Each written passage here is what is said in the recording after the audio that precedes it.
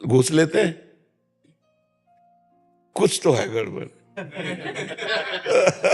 मर्जी अगर सत्संग से पहले कभी ऐसा हो गया हो तो फिर क्या करें उसमें? पहले का जो रहा है तो मतलब अगर एकत्रित हुआ हो, अगर वो खर्चा हो गया तो हम ज्यादा प्रेस नहीं करेंगे। अगर एकत्रित हो तो उसको कहीं धर्म कार्यों में हटा दीजिए, क्योंकि वो आपके वंश के लिए, आपके परिवार के लिए हानिकारक रहेगा। आप अपनी कमाई जो सरकार को आप देते हो, आपको सरकार देती है, उससे तो ठीक है, क्योंकि वो आपका एक कार्य प्रणाली है। लेकिन उसमें जो आप, तो फिर वो अधर्माचरण के द्वारा कमाया हुआ धन होगा, और वो आखिरी में आपको और आपके परिवार को, वंश को, वो कहीं ना कहीं दूषित कर देगा। इसलिए हमारी प्रार्थना है कि अर्थ प्रधान बुद्धि रख करके कर्तव्य कर्म नहीं किया जाता, कर्तव्य कर्म प्रधान बुद्धि रख करके अर्थ को शासन में रखा जाता है।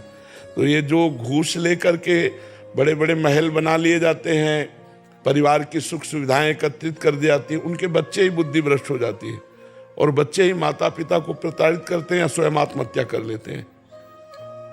बहुत हम सूक्ष्म बात कह रहे हैं, इसको लोग जल्दी समझते नहीं। या ऐसे बच्चे पैदा होंगे जिनको जीवन भर संभालते रहो, या ऐसे बच्चे पैदा होंगे जो जीवन भर का गम दे देंगे, या फिर ऐसे बच्चे पैदा होंगे जो जीवन भर तुम्हें पीड़ित करेंगे, तुम्हें सताएंगे।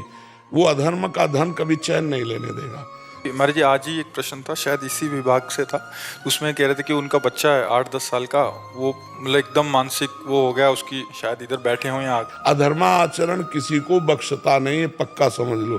सबसे हाथ जोड़कर प्रार्थना है, धर्म की 100 रुपया की कमाई तुम्हारे घर में आनंद फैला देगी, और अधर्म की 1 करोड़ की कमाई तुम्हारे परिवार को, तुम्हारे वंश को वो विस्फोट पैदा कर देगी, बुद्धि भ्रष्ट कर देगी। ऐसे रोग, ऐसी घटनाएं, ऐसी बौद्धिक स्तर की मारामारी मच जाएगी कि आप कभी सुखी नहीं हो पाओगे। इसलिए अधर्म का पैसा मत लो, उसे जहर समझो, और धर्म की कमाई, मेहनत की कमाई आप उससे सेवन करो। वो तुम्हारे परिवार को दीपक की तरह जलाती रहेगी, हाइलोजन की तरह। बेईमानी से तुम चमकोगे, एकदम फ्यूज हो जाओगे, और दीपक की तरह जलोगे, वंश परंपरागत जलते रहोगे। आप एक बात समझो, हमारे घर में बच्चे ही थे, गेहूं बेचा गया, किसान आदमी 100 रुपया का बेचा गया। बहुत सस्ती चीजें जाती थी, तो 110 रुपया उसमें आ गए, और जब पिताश्री ने घर में गिनवाया तो 110, तो उनका गेहूं तो 100 रुपया का बेचा गया। 110 कैसे आ गए? पूरा 110 रुपया ले जाओ उसके पास और गिन के उसको दिखाओ कि 10 रुपया तुम्हारे ज्यादा थे, ये दे दो। जब दे के वापस आए, उस परिवार में पले हैं जहां 10 रुपये बेईमानी के, अब वो तो दे दिया था, अब उसको क्या पता कि 10 ज्यादा चले गए, लेकिन उनका नहीं, पूरे 110 लेके जाओ, गिन के दिखाओ कि आपके 10 रुपया ज्यादा है, दे के आ जाओ।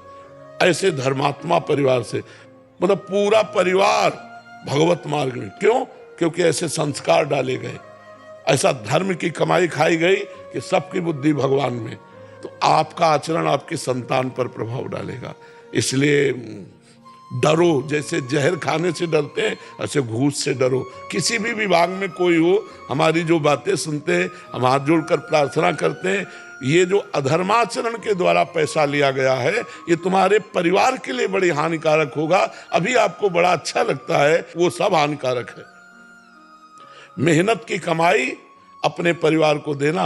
अगर भूल से अधर्माचरण आ जाए तो उसको बाहर फेंकिया ना, गौशाला में, कहीं किसी ऐसी जगह, जैसे बहुत से जिनमें फ्री दवाइयाँ होती हैं मरीजों, उनमें दे आवे। वो घर ला के ना दे, घर तो अपनी मेहनत की कमाई लावे, उनका कभी प्रयोग ना करे।